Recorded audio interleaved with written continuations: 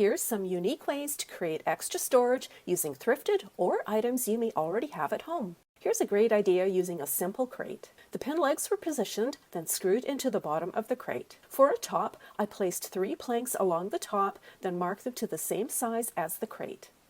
I then stenciled a coffee design in the middle of the boards for added interest. 2 shorter support boards were attached to the long boards to hold them together. Now it's time to fill the crate with my favorite things. Then once the top is positioned, my funky new side table not only looks super cool, it functions really well, storing lots of items. The pin legs offer a great height, so I can even slip a basket underneath for additional blanket storage. Here's an idea using a small vintage sideboard. For this storage idea, I'm measuring the height of my sofa cushions. I used that measurement to cut the legs shorter on a little vintage sideboard. All the drawers got a good clean, and then it was filled with puzzles, blankets, and reading materials. And my now vintage-inspired coffee table is not only super sound, it looks absolutely charming. Those handy drawers make it effortless to hide loads of living room needs, keeping clutter at bay. A taller chest of drawers I landed on the curb became my next target. The outside was painted in a deep tone, then I sanded the front of each drawer and the top down to bare wood. Since I didn't have enough of the same drawer pulls, I mixed up 2 different styles and painted them all dark to make them look intentional. I then filled each drawer with DIY supplies. One wider drawer was perfect for stencils, another for paint prep supplies, and of course a large one for my boutique paint. Once positioning paintbrushes along the top and on a shelf, my new little DIY station is not only looking gorgeous, it's super productive too. All those amazing drawers make it effortless to store all my DIY needs within an arm's reach of my work table. I also have another dresser in an office, storing all my smaller office supplies right next to my desk. You would never know what's inside. It's just a simple, clean look that offers tons of hidden storage to keep a busy office tidy while being well organized with everything within easy reach. I was out looking through yard sales and I found this dresser. What I wanted to do was first make sure I brought it up to my level and get all the drawers out so it's easy to work with. Once all the drawers are out, I noticed it was really gross on the inside and I took my air blower and got it all out. Also, the bottom was actually in rough shape. It had some duct tape and the shelf was just made of this cardboard material and I needed to get rid of that. Also know that I didn't need the middle drawers. The first top one I'm going to keep, but the other ones I'm not. So I used my oscillating tool to take away the framing. Once I got that done though, the next step I wanted to do is take a piece of 1/4-inch plywood and I'm going to cut that and make my new shelf. That way it's stronger than the cardboard and it looks good when it gets put in there. All I need to do is mark it off, use my skill saw and get it cut just to the perfect length. Once I do that, I set it in place and it looks great. Next step though is to go ahead and prime the whole project. You got to put on a good primer. If I were to paint it, the paint could actually peel off. So I put this primer on. It's going to hide any stains and allow the paint to adhere really nice. Once I do that, then I also made sure I got the shelf in place with a few brad nails. The next step was to go ahead and put the paint on.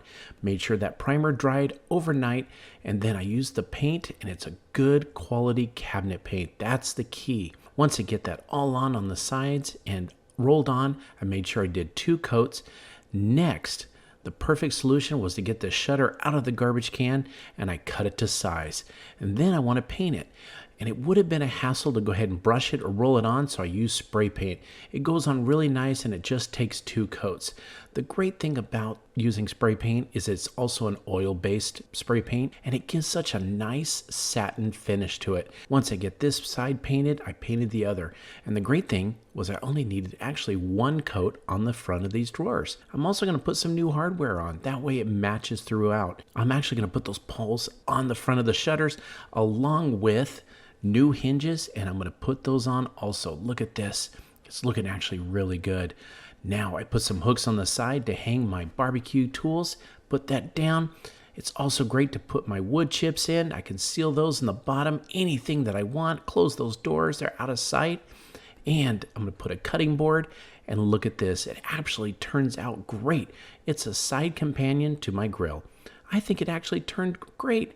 I don't think this thing could have turned out any better. Instead of throwing this old thing away that we found on the side of the road, we turned it into a beautiful, upcycled outdoor grilling station. I think it turned out great. If you are in the market for a couple of side tables or nightstands, consider an old vintage vanity instead. First up, I need to take it apart. I'm removing all the drawers, then studying how the vanity is built. Since this vanity is nailed together, I'm wedging a pry bar between the backboard and vanity, then hitting it with a rubber mallet to pull the boards apart.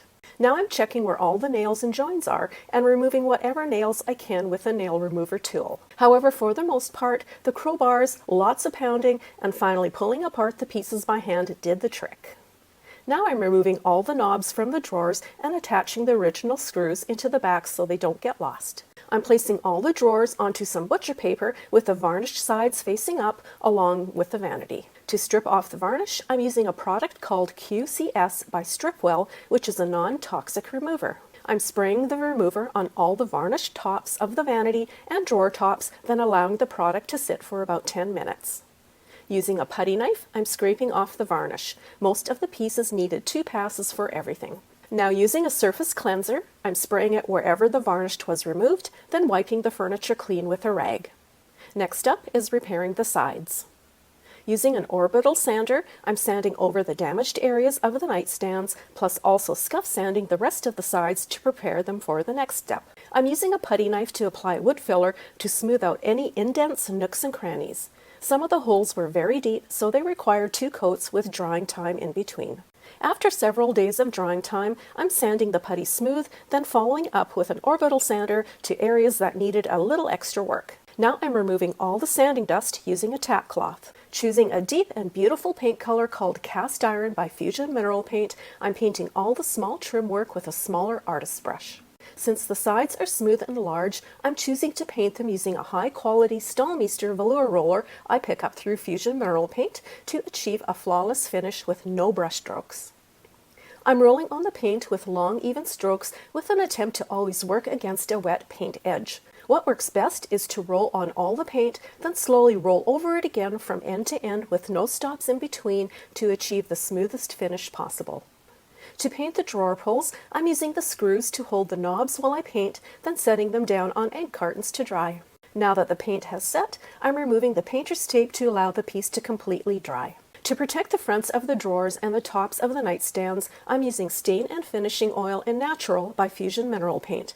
This is a very easy wipe-on, wipe-off product to work with, and the durability it offers is floor quality. I'm brushing on the Stain and Finishing Oil until my chosen surface is completely covered, allowing it to sit for a few minutes, then wiping the product back off again with a clean lint-free rag.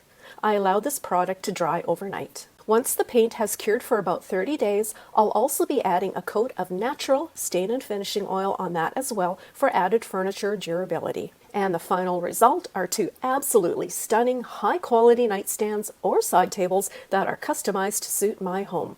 The tone of wood now looks so fresh and rich and feels as smooth as silk, which really pops against the decadent deep tone of cast iron, making this a gorgeous and timeless combination. Thanks for watching Home Talk, and we'll see you next time.